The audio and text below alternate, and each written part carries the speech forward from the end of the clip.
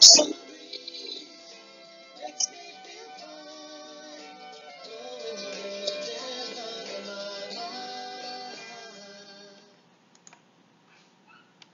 kind of nonsense is this? Alright, in this video we're going to be looking at 2x2 matrices, and specifically we're going to be looking at calculating the determinant of 2x2 matrices and how do we find inverses of 2x2 matrices. Stay tuned. Let's first look at the determinant of a matrix. The determinant of a matrix is going to be a number. And what the determinant tells us is, it tells us whether or not a matrix is going to have an inverse or not. We'll discuss that in the next slide, but for right now, let's just look at how do we calculate the determinant of a matrix. So let's say we have this 2x2 matrix, and our first column, A and C, are listed. In the second column, we have B and D. The formula to calculate your determinant of matrix A is to take A and D, multiply them together, take B and C, multiply those two things together, and then you take the difference between the two. So A and D, multiply them, and then subtract out from AD B times C. It's very important to notice that this is subtraction, and so the order you subtract is going to make a difference. You have to do AD and then subtract out from it BC. If you do it the other way around and do BC minus AD, flip these two terms around, you're going to get the wrong sign, and that's just going to destroy everything else from that point on, because you're going to see in a little bit we're going to need to use the determinant to help us find the inverse of the matrix, and if you get the determinant wrong, the inverse is automatically going to be wrong too. Alright, let's take a look at the inverse of a 2x2 matrix, shall we? If we have this matrix and our determinant is not 0, then this is what our inverse is going to look like. This a to the minus 1, the reason why the minus 1 is there, it's specifying the inverse of a, and there's another mathematical reason behind why it's a minus 1 and not something else, but we're not going to worry about that right now. Just remember that when you're writing the inverse of your original matrix to include that minus 1. Now let's look more in detail about the... Alright, let's take a look at what's happening here. To start off our inverse, we put 1 over whatever the determinant is. If the determinant were -2 outside of this matrix, this new matrix that we're going to get, it would be 1 over -2. If it were 5, it would be 1 over 5.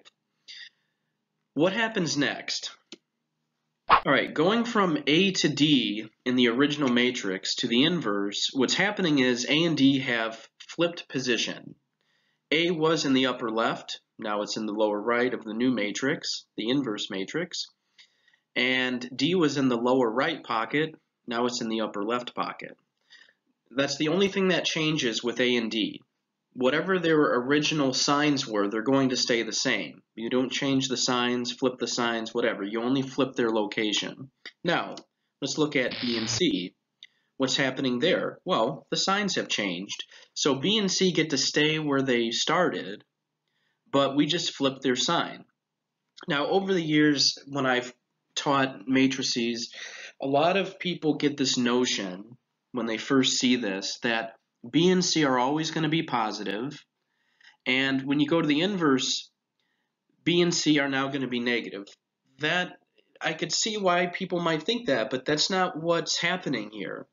What these minuses outside B and C are next to them is saying take the opposite of whatever B and C started off as. If B starts off positive, then yes, indeed, here in the for our inverse, B will now be negative.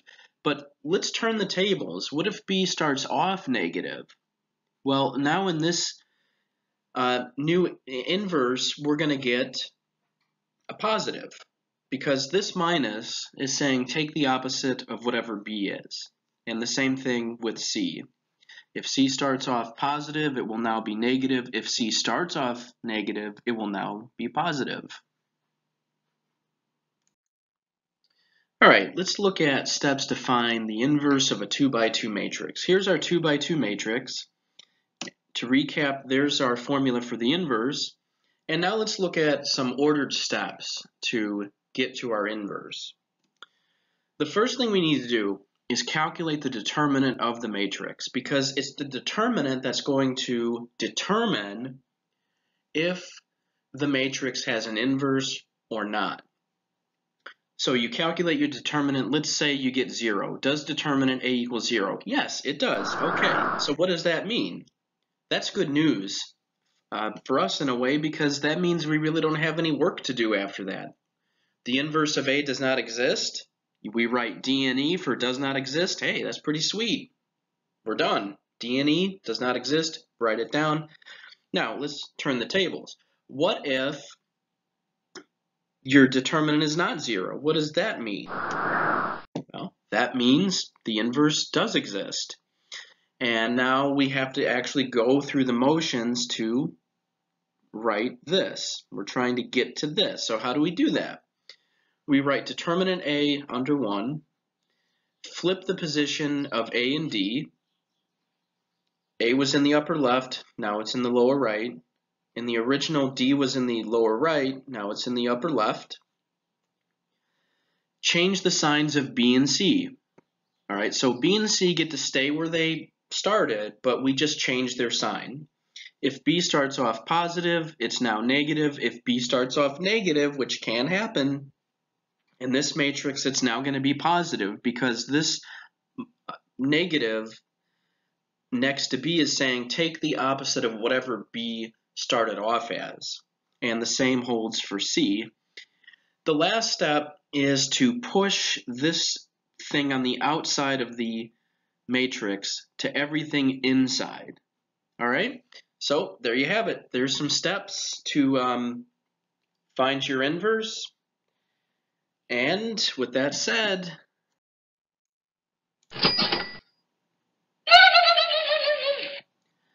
all right, that concludes this video. We're now going to do some examples together in the next video. Thanks for watching. Ciao.